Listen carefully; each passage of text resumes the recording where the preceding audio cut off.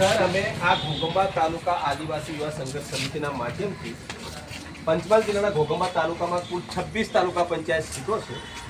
એ પૈકી દર વખતે રોસ્ટર પ્રમાણે 17, 15 ને 13 અને હવે 11 સીટો ઘટતી રહી એની ચિંતા કરીને અમે આપના માધ્યમથી કલેક્ટરશ્રીને આવેદન આપીશ. વિકાસ કમિશનર સુધી આપ વસ્તુ પહોંચાડો. અમારી માંગણી જાહેર એ પૂછીને દીધો નીચે સાહેબ વાળો સાહેબ ને આવતો અહીં સિક્કો મળે. ડૉક્ટર સાહેબ આવો નહીં.